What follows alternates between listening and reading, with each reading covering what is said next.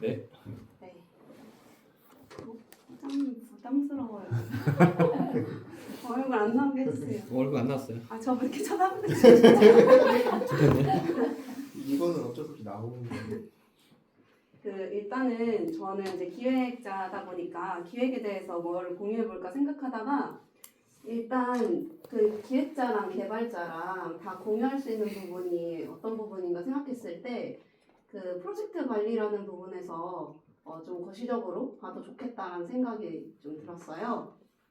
그 PM이라고 했을 때 그 프로젝트 관리자를 보면 개발자 분들이 이제 많이 하시고 또 기획자가 하지만 그래서 이 프로젝트란 부분에 대해서 한번 같이 또 살펴보고 지나가면 좋을 것 같다 생각해서 준비를 했고요. 프로젝트 관리는 이제 찾아보니까 이 미국이 달 탐사하면서 이제 프로젝트라는 개념이 생겼다고 해요. 아폴로 계획이 있었고 여기서 이제 소련하고 인공위성을 발사하는 그런 경쟁을 하면서 나사를 설립하고 뭐 달로 이렇게 좀 우주 비행을 하면서 이 프로젝트라는 개념이 이제 미국에서 발발을 했고요. 이 프로젝트는 그래서 일정과 비용과 자원이 필요하다. 그래서 하기로 한 일을 정해진 기간에 제한된 비용으로 한정된 자원을 활용해서 진행을 하게 되고 여기에 이제 타임 코스트 스코프 있는데 스코프라는 건 이제 업무의 범위를 이제 말을 해서 이 시간 안에 그 예산을 가지고 그 업무 범위를 얼마나 퀄리티 있게 진행을 하느냐 이런 부분이 있고요. 이제 PM하고 그러면 기획자가 주로 어떤 일들을 좀 다르게 하는지 저는 저 PM의 역할이 좀 궁금했거든요. 왜냐하면 여기 엑소텍 오기 전에 저는 이제 기획자로 근무를 하게 되면서 이 기획자라는 게 보게 되면 개발자분들은 뭐 컴퓨터공학과를 나와가지고 뭐 이렇게 조금 어떤 학원을 다닌다든지 커리큘럼이 좀 있는데 기획자는 좀 그런 게 없는 편이에요. 저도 그냥 경영학과 나와가지고 어쩌다 보니 기획자가 되었고 그럼 이제 저런 PM은 어떤 역할을 하는가 이런 것들이 좀 궁금했는데 PM 안에 어떤 소속된 구성원들 중에 이제 기획자가 있다라고 한다면 그 PM은 프로젝트 전체를 이제 책임지는 관리자라는 거를 이제 저도 엑소텍 와서 조금 더 분명하게 좀 알게 되는데요. 이 일정이라든지 범위라든지 어떤 요청서에 대한 부분을 프로젝트를 감당하는 전체적인 걸 끌고 가는 분들이 이제 PM이시고 그 안에서 이제 기획과 개발과 어떤 그런 것들이 진행되는 가운데 좀 서비스적인 부분을 구체화하는 것들이 기획자의 역할이 있다라고 생각이 이제 듭니다. 그래서 책임 범위는 PM은 전체 프로젝트에 대한 부분이고 기획자는 제품이나 서비스에 대한 부분이고 그래서 조금 더 기획자들이 서비스에 좀 닿아 있는 것 같아요. 고객과 조금 더 닿아 있고 이제 PM은 관리를 하고 기획자는 설계를 하고 그런 부분이 있고요. 그래서 이 PM에 대한 부분이 저는 기획자 업무를 이제 하면서도 궁금했던 게 누구한테 배우지? 이런 것들이었어요. 저는 기획자로 근무를 하면서 사수한테 배우거나 아니면 뭐 팀장님을 통해서 부분 이제 배우기 시작하는데 이런 것들이 정답이 없다라는 걸 좀 느꼈었거든요. 그래서 어떤 노하우로 쌓이고 그런 것들에 있어서 표준이 없나? 이런 생각을 했었는데 찾아보다 보니까 이제 PM에 대한 부분은 표준 가이드라는 것이 있더라고요. 그래서 PMI라고 해서 PM 협회, 프로젝트 매니지먼트 협회에서 만드는 매년 발간하는 책인 것 같아요. 그래서 PM복이라고 해가지고 프로젝트 관리 표준, 국제 표준인데 여기서 보면 이제 PM이 알아야 할 것들, 뭐 감당해야 하는 부분들 그런 전범위 부분적인 것들이 잘 나와 있는 것 같아요. 그래서 PM이 관심이 있다라고 하는 분들은 필수적으로 읽어야 한다라고 저도 알고 있습니다.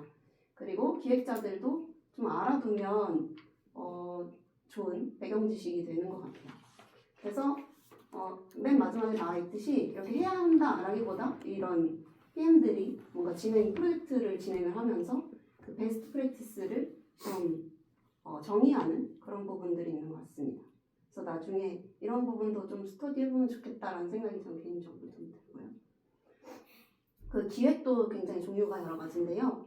저는 이제 전 회사에 있을 때 사업 기획도 해봤고 어떤 신규 TF에도 있어봤고 그리고 웹기획자로서도 있어봤고, 뭐 제가 뭐 상품 기획이나 뭐 이런 쪽 제품 기획은 해보지 않았지만 이 기획자라는 부분도 역량이 굉장히 다른 포지션에서 발휘될 수 있는 거라고 생각이 들어요.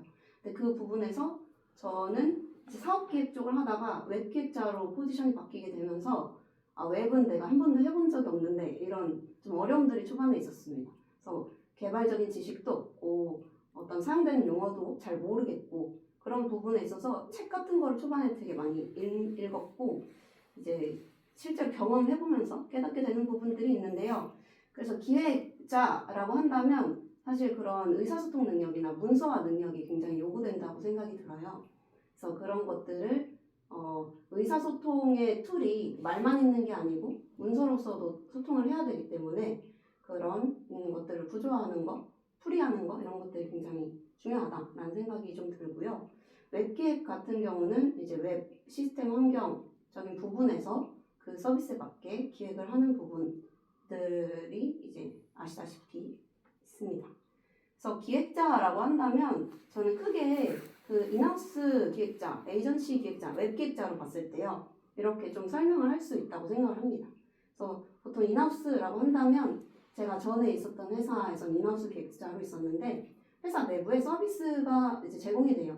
예를 들면 뭐 카카오뱅크든 뭐 토스든 뭐 이렇게 자사 서비스들을 갖고 있는 매출원들을 갖고 있는 그런 기업 안에서 IT 그 서비스를 기획하는 기획자들 그런 것들을 이제 인하우스 기획자라고 하고 에이전시라고 한다면 객서텍과 같이 SI 역을 한다든지 이렇게 프로젝트를 맡아서 납기를 지키고 이렇게 납품을 하는 그런 거라고 이제 생각하시면 되는데 그러다 보니까 여기 안에서도 기획자가 좀 요구되는 좀 역량이 좀 다른 부분을 저는 좀 느꼈습니다.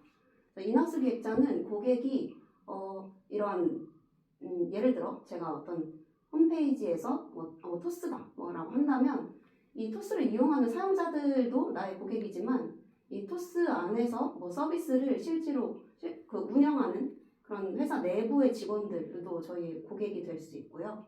그래서 그런 것들에 있어서 직접적으로 소통을 한다든지 아니면 자기 서비스에 대해 굉장히 잘 알고 있어야 해요. 그래서 고객들이 무엇을 원하고 어떤 것들을 많이 이용한다. 그래서 고객 데이터 같은 것들을 기획자도 많이 활용을 합니다.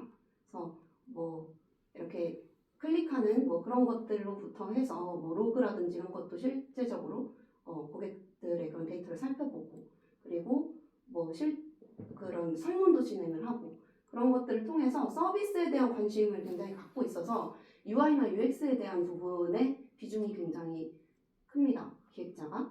그래서 저는 좀 느낀 건데 여기에서 디자이너와 기획자의 경계가 굉장히 모호하다. 이런 부분도 조금 느꼈어요.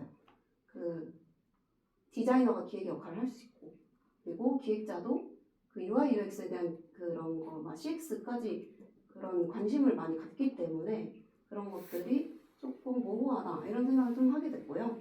그래서 여기에서는 그 매출이라든지 서비스 그 활용도, 그 KPI를 그래서 서비스 안에서 기획자들도 세우게 됩니다.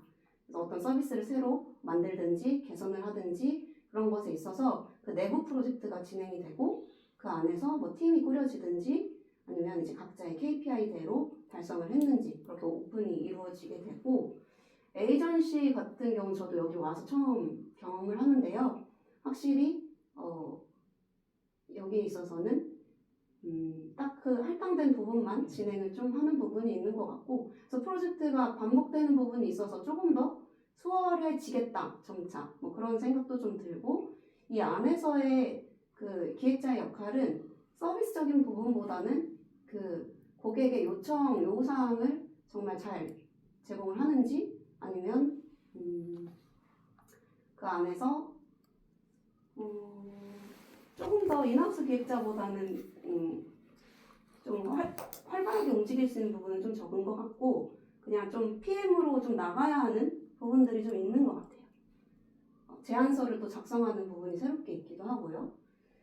그래서 여기서도 보시면 인하우스 기획자는 문서 같은 경우는 그 내부 어떤 문서로 간결하게 진행을 한다든지 아니면 자유롭게 그 개발자들하고 얘기하면서 좀 자유롭게 진행되는 경우도 많습니다.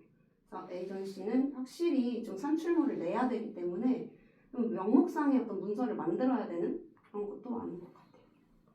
그래서 프로젝트는 제가 생각할 때 이게 아마 보편적인 걸 거예요. 제안 프로젝트가 있고 구축 프로젝트가 있고 운영 프로젝트 이렇게 좀 나눠서 제안은 이제 저희가 연말에 막 그 또 하고 연구개발본부에서도 AI에 대해서 이렇게 제안서를 냈듯이 그런 것들을 좀 진행을 하고요.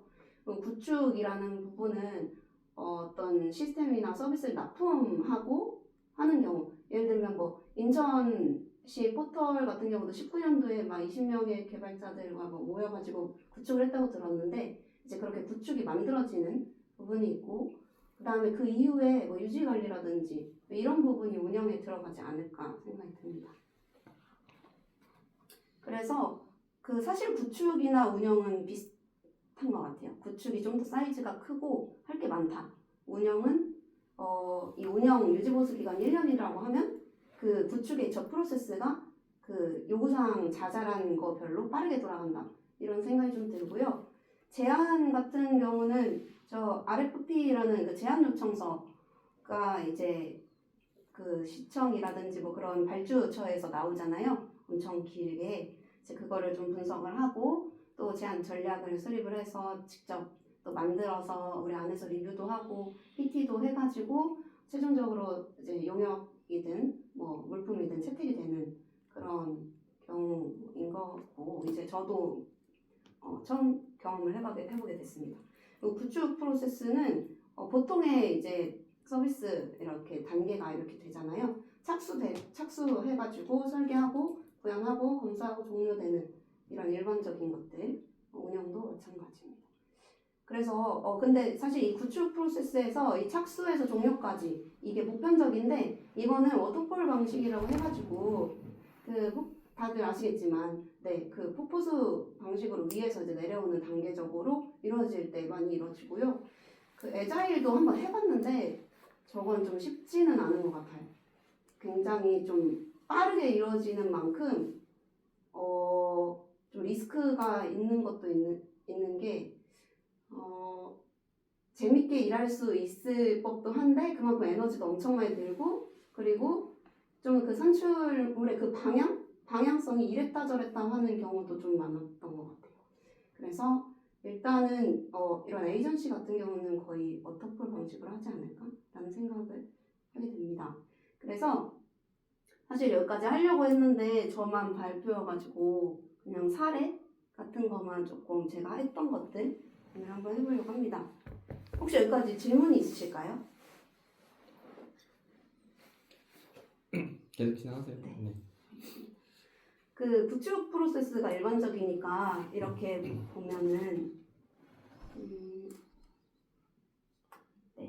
이렇게 제안 요청서를 검토를 하는데 이 제안서 쪽에 그 방대한 제안 요청서 말고 보통 그냥 제가 유지관리했던 인천시 거를 그냥 예로 들을게요. 그래서 제안 요청이 오고 그 안에서 처음 이제 킥오프 미팅을 처음 진행을 이제 하면서 그 제안 요청서에 대한 부분을 미리 검토해 가가지고 이런 부분이 맞으실까요? 뭐 이런 경우는 이런 경우 뭐 이런 부분이 좀 리스크가 있을 수 있으니까 이런 건 어떠세요?부터 해가지고 이런 상황에서는 어떻게 하실 거예요? 뭐 이런 것들을 처음에 많이 이야기를 나눠서 요구사항을 이제 정의를 하게 됩니다.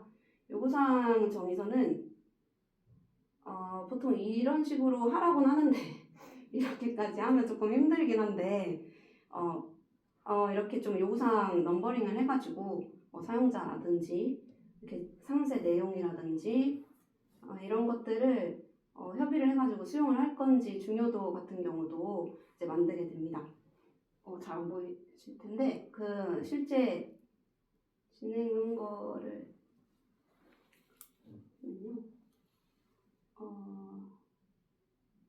지웠나? 네, 아무튼 이거는 공인날인 신청이라는 어떤 기능에 대해서 진행을 했던 건데요. 막 이렇게 정리를 했었습니다. 그래서 요구사항이 이제 있고 그 안에서 막 저희 안에서도 검토를 해보잖아요. 그래서 이런 때 이렇게 어떻게 하실 거예요? 이렇게 몇 차례 정도 진행을 해서 이거 같은 경우는 요구사항 정의 3번째거든요. 그래서 그 뭐 주무관님들 요청하신 분들과 막 정리를 해가지고 좀 이런 식으로 정리를 해놔야 나중에 딴 말을 하시는 경우들이 좀 있어가지고 네, 할 수 있는 것 같고요. 그리고 이제 보통 큰 프로젝트 구축 같은 경우는 WBS를 작성을 하라고 하는데 이거는 PM이 해야 되는 역할인 것 같아요. 제가 생각할 때 그 프로젝트 안에 그 일반 설계하는 기획자들은 이거를 하기가 좀 어렵다는 생각이 드는 부분은 뭐냐면 그 기획적인 부분 이제 착수, 분석, 설계까지는 내 부분이니까 할 수 있는데 이 이후에 개발이라든지 디자인, 퍼블리싱까지 이렇게 기한을 뭐 이렇게 기능별로 작성하는 건 사실상 어려우니까요. 이거는 PM이 작성을 해서 프로젝트를 이끌어가야 이건 일정 관리가 된다고 생각합니다. 이 WBS는 일정 관리를 보통 하는 거고 이런 것들을 채우는 거는 네, 각자 부분에서 이제 하시는 거고. 그래서 그 착수와 설계 가운데 이제 분석이라는 부분은 이제 착수 때 또 진행을 하게 되는데 그 인하우스 기획자 같은 경우는 새로운 서비스를 뭐 만들지 안 만들지 이렇게 내부에서 제안을 하는 경우가 많기 때문에 그런 때는 이제 벤치마킹을 좀 찾아서 합니다. 그래서 토스나 이런 좀 진보적인 UI를 갖고 있는 서비스나 이런 것들을 이제 참고해가지고 벤치마킹을 한 다음에 이제 화면 설계를 이제 들어가게 됩니다. 그래서 서비스 플로우는 이제 화면들이 액션에 따라서 이제 바뀌거나 할 때 뭐 어떤 식으로 이렇게 그 뭐 회원가입 프로세스다 하면은 회원 유무를 처음 이렇게 해가지고 회원가입을 하든지 아니면 로그인을 하든지 뭐 이런 식으로 네, 작성을 하고요. 그래서 IA 같은 경우는 이제 페이지 수 같은 거예요. 이거는 이제 디자이너랑 이야기할 때도 조금 이야기하기 편하거든요. 그래서 뎁스 나누고 뭐 대메뉴부터 세부 메뉴들 그리고 그 안에서의 뭐 팝업 창이나 뭐 이런 것들이 있다면 레이어나 이런 것들을 이제 정리를 해서 이제 타입을 페이지나 팝업 이런 식으로 나눠 놓으면은 뭐 이런 식으로 나누면 나중에 디자이너랑 이야기할 때 총 몇 페이지고요, 뭐가 필요하고요 이렇게 좀 이야기할 수 있습니다. 그래서 와이어프레임은 이제 화면 설계 들어가기 전에 콘티나 구상 이제 짜는 건데요. 사실상 화면 설계에 들어가는 부분인데 저는 이제 손으로 보통 그립니다. 손으로 이제 그리거나 해서 화면 설계는 이제 피그마나 뭐 여러 가지 툴들을 이용해서 이제 PPT든 이용해가지고 이제 그리게 되면 그걸 이제 개발자나 디자이너한테 전달할 수 있는 문서가 됩니다. 그래서 구현부터는 이제 넘겨지는 거고요. 그 안에서 이제 이슈들이 나올 때 새롭게 정의하거나 고민하거나 하는 부분들이 많이 생기게 됩니다. 이제 검수할 때는 이제 단위적으로 테스트를 하거나 통합 테스트를 하는데 이게 막 엄청 많다 보면은 이렇게 테스트할 것도 미리 정의를 해가지고 이렇게 만드는데요. 보통 사이즈가 작은 경우는 이렇게까지는 하지 않아도 되는 것 같습니다. 그 마지막으로 통합 테스트까지 끝내서 오픈 일정이라든지 어떤 방식을 통해서 뭐 할 거다 이런 것들 이제 시나리오 세우고 이제 사용자 매뉴얼이든 관리자 매뉴얼이든 작성하고 이제 오픈 후에 모니터링하는 그런 과정을 하시게 됩니다. 네, 또 질문 있으신가요? 왜 저희 본부는 개발자가 적어서 저도 보면서 느꼈던 게 제안서 검토 다음부터는 모든 거를 다 하고 있거든요. 요구사항 정의서부터. 왜 저희 그래서 본부는 기획자가 하는 거구나 알게 되면 약간 저걸 당연시 하고 있어. 받으셨나요? 네, 저걸 당연시 하고 왜 우리는 저걸 다 하고 있었지 이 생각. 기획자 승준 담당님 계시. 이제 하시게. 사람이 어떻어? 질문이 있는데요. 그냥 경험 같은 걸 궁금한데 네. 기획자 입장에서 개발자랑 같이 일할 때 개발자가 어떤 부분은 꼭 준수해줬으면은 좀 일할 때 편한지. 그건 그냥 제 입장에서는 저는 개발을 잘 모르니까 네. 이게 제가 요청을 했을 때 얼마나 어려운 건지 난이도적인 부분에서 구현에 있어서 그 감을 잘 못 잡거든요. 네. 뭐 개발이 어떤 식으로 이루어지는지도 모르고 이 요청드린 서비스에 대해서 뭐 기능에 대해서 뭐 어떻게 그 개발을 처리하고 진행하는지 모르다 보니까 이게 막 이렇게 의심을 하게 돼요. 이거 쉬운 거 아닌가? 이거 쉬운데 저렇게 좀 얘기하시는 거 아닌가? 이런 생각도 좀 들고 하는 부분에 있어서 이러이러해서 이거는 조금 어려움이 있을 수 있다. 아니면 개발 소요 시간은 이 정도 있다. 뭐 난이도는 이 정도 된다. 이런 것들을 이야기해 주시면 굉장히 좋고요. 네. 그 또 이제 저는 아무래도 그 앞단에 그 이런 프론트 단에 보이는 화면적인 이슈로밖에 설명을 못 드리기 때문에 그게 이제 속에 어떻게 연결돼 있는지도 모르고 그래서 이런 이슈가 있다 이거 개발하려면 이런 게 좀 고려를 해야 한다 이런 거 말해주시면 굉장히 좋고 이거보다 이런 방법은 어떠냐 이렇게 제시해 주시는 분들도 계신데 너무 감사하다.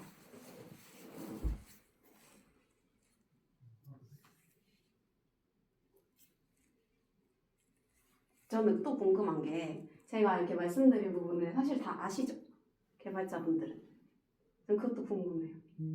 모르나? 그러니까 몰랐던 사실이 있나? 이렇게 체계적으로 안 게 아니라 하다 보면은 요구사항 정의도 써야 되는데 해줘 하면 이제 작성을 하고 하다 보니까 아 이런 게 필요하구나라고 자연스럽게 알게 된 거거든요. 그래서 WBS도 아까 PM님이 작성하셔야 된다고 했는데 또 PM님이 많이 바쁘시니까 개발 동수를 조금 아는 건 개발자라서 개발자가 써줘 한 다음에 이제 PM님이 마지막 검토를 하고 계시거든요. 근데 그것도 맞기는 한 것 같아요. 개발자 어차피 1차적으로 작성해야 하는 거는 맞고 전체적인 고려는 좀 PM이 하시니까. 사실 네. 저는 막 그런 게 제가 이렇게 정리를 했듯이 네. 개발의 어떤 전체적인 거를 저는 만약에 스터디를 하면 네. 이런 식으로 좀 알고 싶었거든요. 어떤 식으로 그러니까 진행하는지. 한눈에 보이지 않으니까 개발이 저는 그렇죠. 이렇게 기획은 사실 정해져 있어요. 이렇게 하면 끝인데 네. 제 개발은 뭔지 사실 모르겠어요. 이게 어느 전체 중에 어떤 부분인지 뭐 어디에 활용될 수 있는 걸 지금 설명하시는 건지 이런 게 좀 궁금하더라고요. 그거를 알 수 있는 방법이 있으면 좋을 것 같아요. 한번 고민을 해보겠습니다. 부서가 들린데. 근데 약간 기획이랑 다르긴 한데 비슷하긴 한 것 같아요. 결 자체는 어쨌든 개발도 전체적인 흐름을 플로차트로 작성을 하고 그 플로차트의 단위별로 모듈별로 또 어떤 개발 내용이 필요한지 리스트업을 하는 건 비슷한 것 같아요. 네, 그렇게 막상 잘 안 하긴 하니까. 또 다 저렇게 굳이 만들지는 않는데 필요하다고 생각합니다. 피자 먹으면서 할까요? 네. 고생하셨습니다.